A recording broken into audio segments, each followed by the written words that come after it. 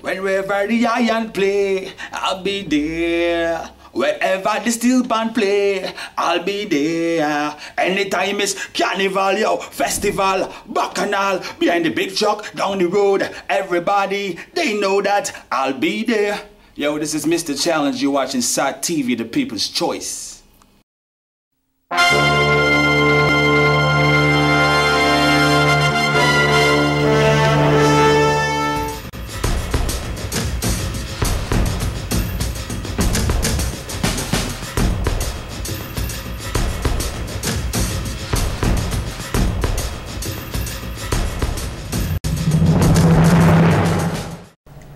Good evening and welcome to SAT TV News. I am Deslin Joseph. And I am Shana Esprit. And we are your presenters for today. In our top stories today, Bishop Gabriel Mozzie is confident that Pope Francis will further enhance the development of the Catholic Church. Technology bringing democracy to Cuba, says dissident. North Korea blocks South workers' Kaesong zone. And in sports, DFA Intermediate League to begin on Thursday. Details of these and other stories will follow.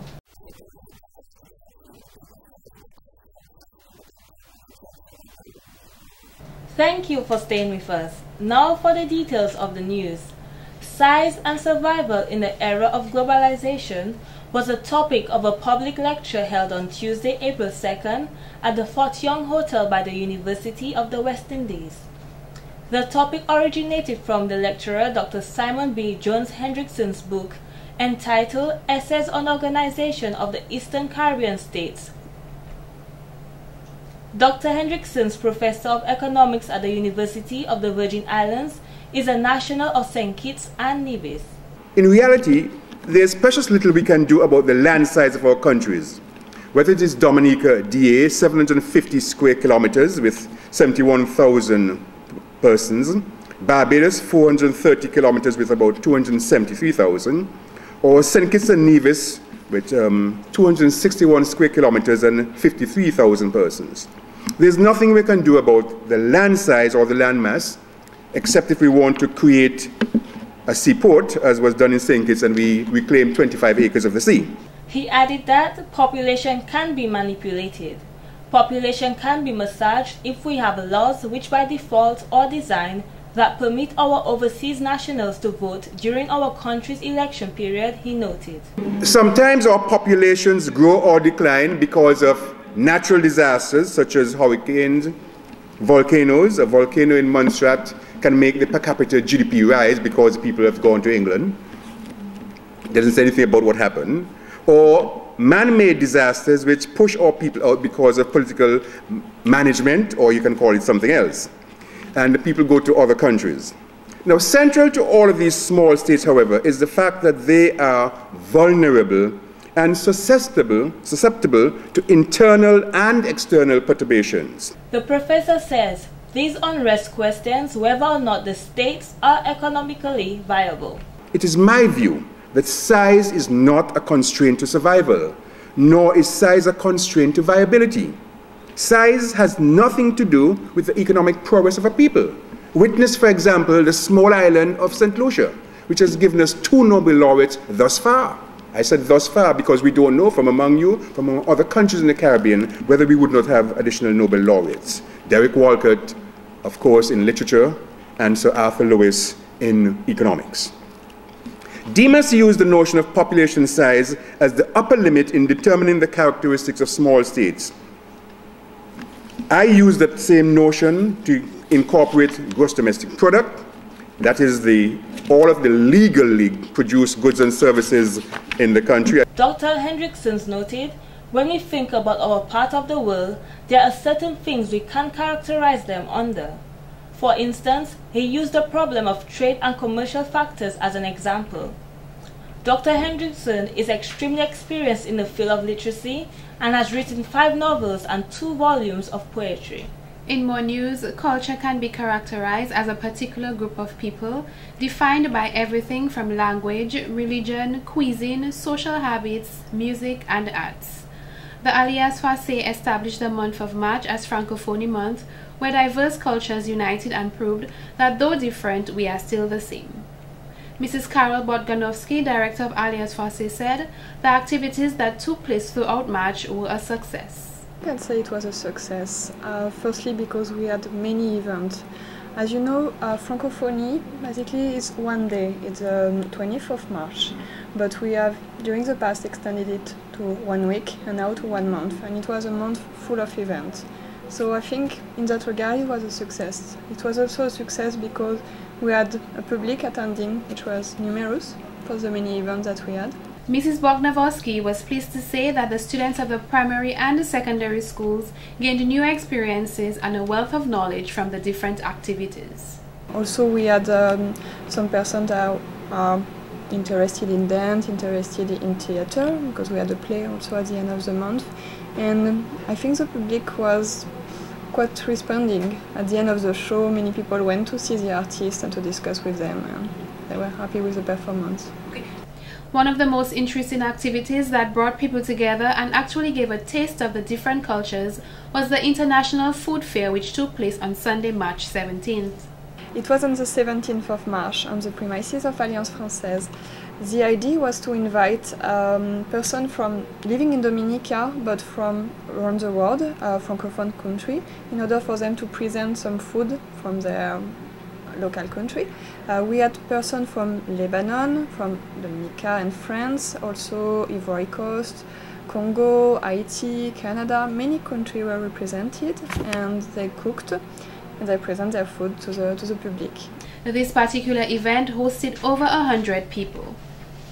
This is what Mrs. Botganowski had to say when asked how the French culture has influenced Dominica. You know, France and Dominica have a long history together, and Francophonia is not about only speaking French. It's what puts us together in Dominica. It's Creole, of course. Creole is a link between English and French in Dominica. And I would say that what France has to offer is how culture is very strong, and there are many links. For example, the dance show that we provided on the 9th of March is about Creole identity. It's from Guadeloupe, and there are many links between the Guadeloupean identity and the Dominican one. The director of Alliance Française, who was appointed 7 months ago, expressed her satisfaction of this year's Francophonie Month. Francophonie Month came to a close on Sunday, March 30th, with a Mademoiselle pageant at the Arawak House of Culture, where Convent Prep copped that title. In light of the election of Pope Francis, who was elected on March 13th, Bishop Malzier is nothing short of elated. The bishop stated that the integrity of Pope Francis is unlike anything we have seen before, considering that during the conclave, Pope Francis' name was not on the list.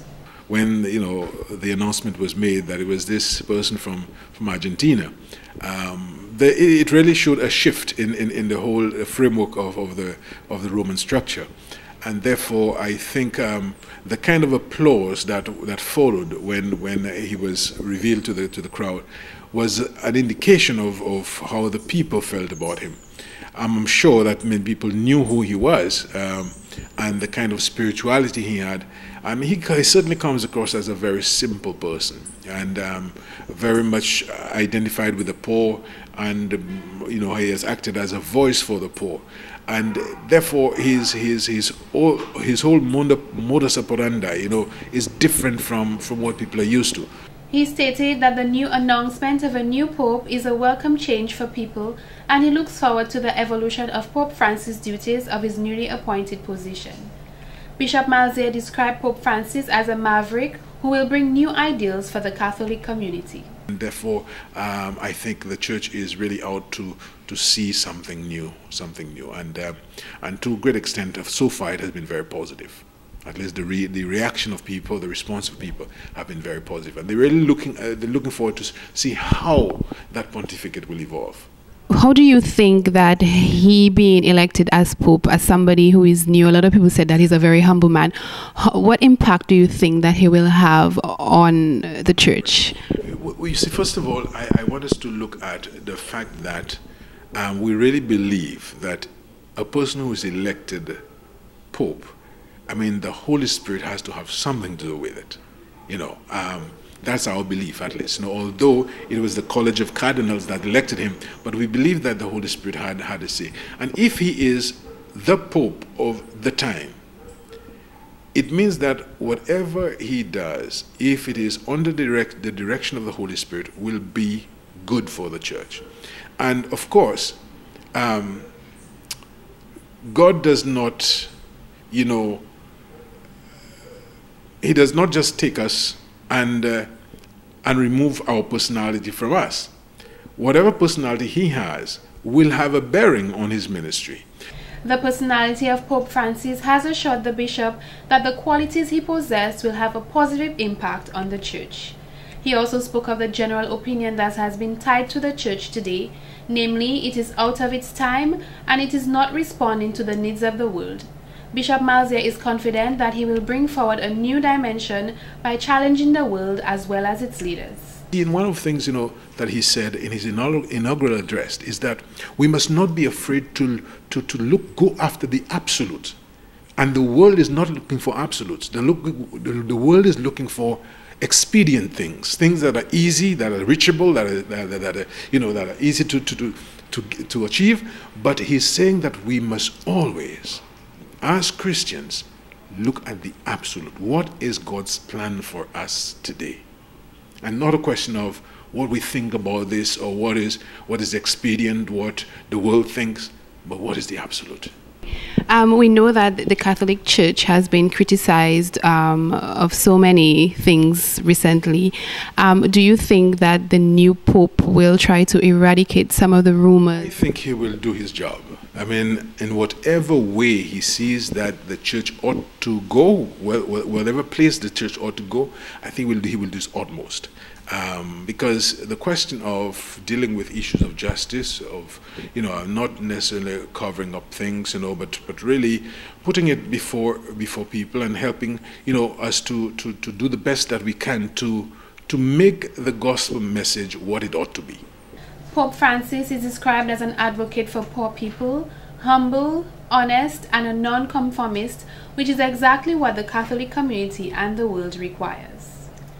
In more stories, sports coordinator at the Pierre Charles Secondary School and vice president of the Dominican Amateur Athletics Association, Mr. Walton Paquette, has informed SAT-TV News that the athletes who participated in the Carifta Games will return to Dominica on Friday, April 4th.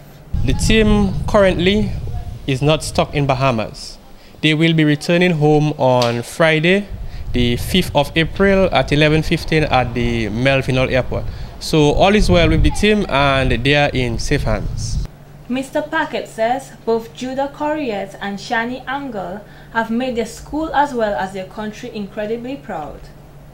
Mr. Corriette participated in the under-17s boys 800 and 1500 meters. He placed 6 in those events. It was a good accomplishment for him to go out there to gain the experience. It's his first time being at the Carifta Games and competing at such a high level. On the other hand, you have Miss Angol. That's her second time competing at the Games. Last year, she got bronze in the girls under-17 javelin. This year, she brought home gold and set a new national and Carifta record. In relation to the athletes' training procedures and routines, Mr. Paquette has labeled it as intense and said he would not have executed anything differently. He strongly believes that the Pierre Charles Secondary School has a great sporting program. We don't just go ahead and use the old methods of training. We train smart. It's very important that the athletes understand the concept of development. We use the athletes first and winning second philosophy, and it has been working here at the school. We train 6 days a week, from Mondays to Saturdays. On Saturdays, we normally come down to the Geneva playing field at Granby at about 5 a.m. to begin our early morning training sessions. He added the next step for Miss Angle is preparing her to participate in the Youth Olympic Games to be held in 2014. The Dominican Amateur Association, Pierre Charles Secondary School, and the community of Granby are thrilled with the performance of both athletes throughout the Carifta Games. In more news, today, Wednesday, April 3rd, marks the 30th anniversary of the Northeastern Funeral Association. Mr. Richardson St. Amy, Jr., Councillor of Nefa, read the message on behalf of the President, Mr. Richardson St. Amy. In the message, it stated that growth can only be measured by the production in a country or business over a certain period of time. For the Northeastern Funeral Association, we are talking about 30 years of growth and development. William Shakespeare stated, "Be not afraid of greatness. Some are born great, some achieve greatness, and some have greatness thrust upon them." The Northeastern Funeral Association has definitely obtained greatness over the years. Longfellow also stated, "Heights by great men reached and kept were not obtained by sudden flight, but while their companions slept, they were toiling upward in the night." As president of the Northeastern Funeral Association, I would like to take this moment to acknowledge our dedicated staff. They are truly the ones who make us stand out in our profession. Not only are they dedicated to us, the management of NIFA, but also to the members we serve, especially during the most trying and difficult periods. The professional embalmers work with great pride in displaying their earned ability to make your final memories truly memorable. The statement went on to say that with their receptionists, the public should be able to tell that they love being able to assist in making a choice and final decision, as well as being able to interact with you and your family. They just seem to have the expertise in saying just the right things at the right moment. We, the NIFA family, are privileged to have these people as a part of our team. Ladies and gentlemen, could you please put your hands together for the management and staff of NIFA. NIFA's development is based on professional discipline with focus on improving and enhancing capabilities within the organization.